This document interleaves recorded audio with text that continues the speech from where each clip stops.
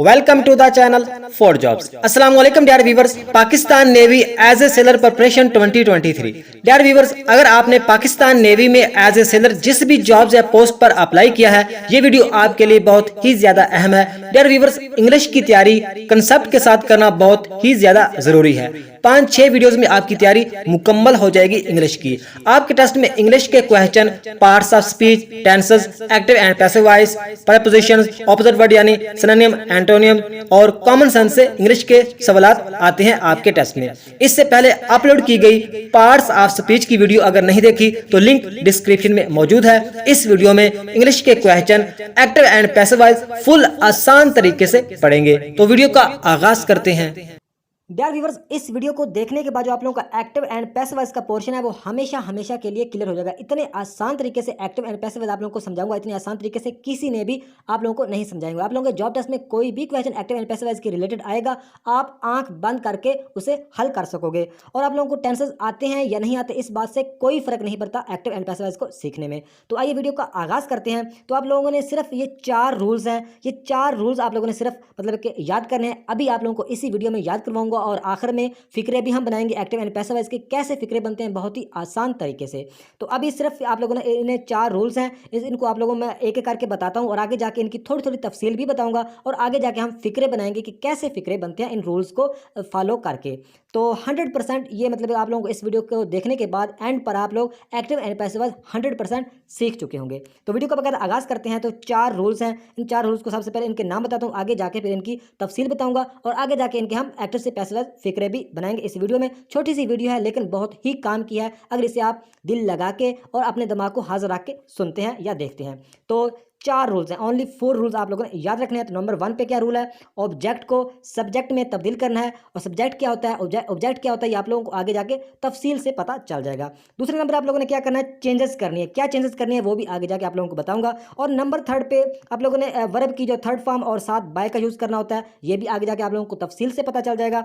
और नेक्स्ट बात करते हैं नंबर 4 पे, सब्जेक्ट को ऑब्जेक्ट में तब्दील करना। यानी 4 चीज़ें हैं, ये 4 काम है, ये आप लोगों ने याद रखने हैं, आप लोगों को एक्टिव एंड पैसिव वॉइस बनाने आ जाएंगे। तो आगे स्टेप बाय स्टेप देखते हैं कि इनकी थोड़ी सी तफसील भी जान ले ताकि आप लोगों को object, subject, changes, verb, subject, दूसरा बाय, सारी चीज़ों के बारे में तफसील से पता चल जाए।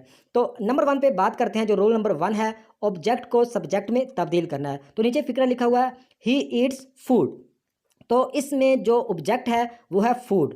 फूड इसमें ऑब्जेक्ट है और इसमें जो सब्जेक्ट है वो है ही इसमें सब्जेक्ट है और ऑब्जेक्ट क्या है, इसमें फूड है। उम्मीद है कि आप लोगों को सब्जेक्ट और ऑब्जेक्ट की समझ आ गई होगी। तो हमने क्या करना है, रूल नंबर 1 है को ऑब्जेक्ट को हमने सब्जेक्ट में तब्दील करना है। तो रूल नंबर 1 की आप लोगों को उम्मीद है कि समझ आ गई होगी। तो नेक्स्ट बात करते हैं नंबर 2। रूल नंबर 2 है चेंजेस। ये चेंजेस थोड़ी सी मुश्किल काम है, मतलब है कि इतना मुश्किल नहीं, सिर्फ अभी आप लोगों को याद करवाऊंगा। तो यही चेंजेस ही इस मतलब है कि जो अभी मैं आप लोगों को फार्मूला बताने लगा हूँ, इसमें ये चेंजेस याद करने ही थोड़ा सा मतलब है कि डिफिकल्ट है, लेकिन वो भी अभी हल हो जाएगा। क्या करना है, कुछ भी नहीं करना। नंबर 1 पे बात करते हैं, जो वर्ब की फर्स्ट फॉर्म हो या डू डज हो तो आप लोग चेंज करेंगे, उसमें इज एम आर में आप चेंज कर देंगे। तो वर्ब की बारे में आप लोगों को नहीं पता तो वो भी आगे जाके आप लोगों को पता चल जाएगा कि वर्ब क्या चीज़ होती है।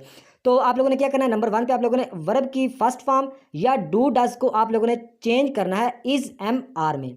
ये नंबर 1 पे आप लोगों ने काम करना है। नंबर 2 पे अगर वर्ब की सेकंड फॉर्म हो या डिड हो तो आप लोग उसे मतलब है कि चेंज कर देंगे वाज या वर में। दो मतलब चीज़ें होंगी, 2 चेंजेस होगी।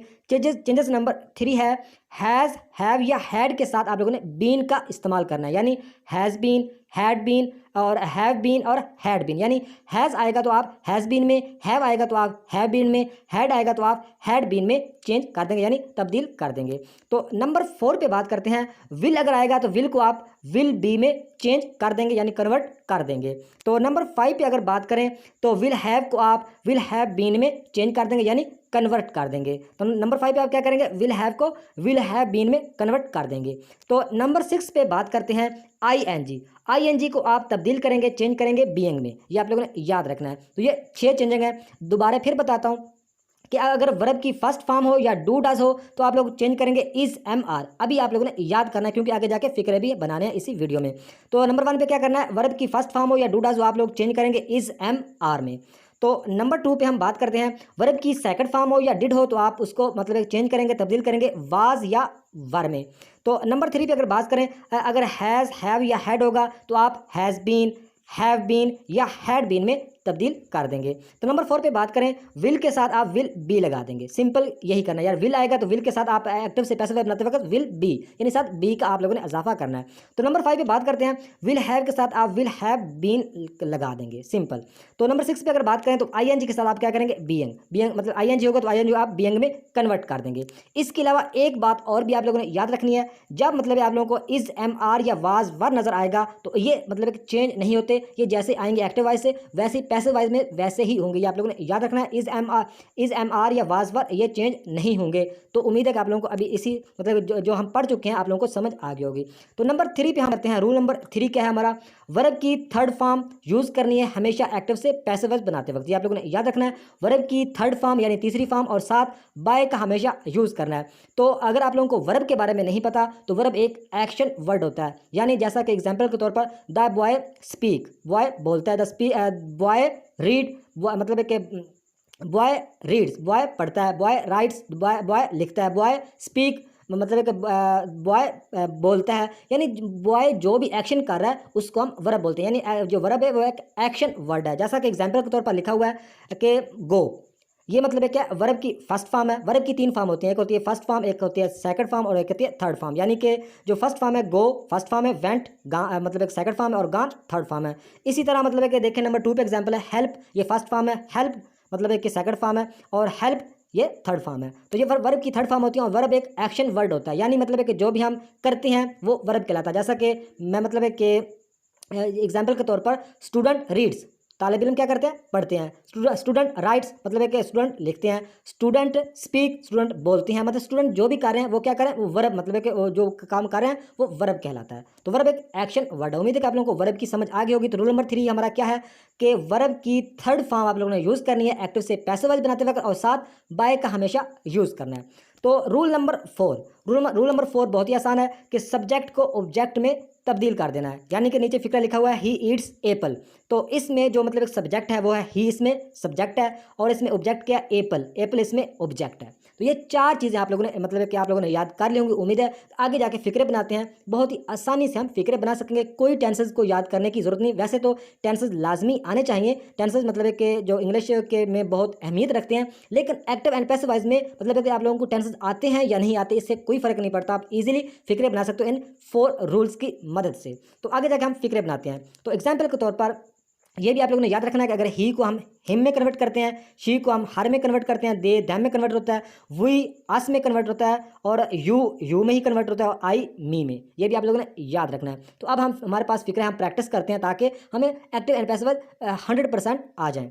तो ये फिक्रा है she has written a novel, she has written a novel. ये एक्टिव फिक्रा है, इसको पैसिव वाइज में तब्दील करना है। तो बहुत ही आसान, हम जो 4 रूल पढ़ चुके हैं उन 4 रूल्स की मदद से इजीली इसको एक्टिव वाइज को पैसिव वाइज में तब्दील कर सकेंगे। तो नंबर 1 पे हमने क्या पढ़ा, नंबर 1 पे हमने पढ़ा कि ऑब्जेक्ट को सब्जेक्ट में तब्दील करना है। इसमें ऑब्जेक्ट क्या है, इसमें ऑब्जेक्ट है अ नावल, तो अ नावल ऑब्जेक्ट है, इसको नंबर 1 पे हम क्या करेंगे, सब्जेक्ट में तब्दील कर देंगे। ये एक काम हो गया। दूसरे नंबर पे हमने क्या पढ़ा, दूसरे नंबर पे हमने पढ़ा चेंजेस। तो इसमें हैज़ इस्तेमाल हुआ, तो हमने पीछे चेंजेस में पढ़ा कि हैज़ हो तो हैज़ बीन, हैड हो तो हैड बीन, हैव हो तो हैड बीन।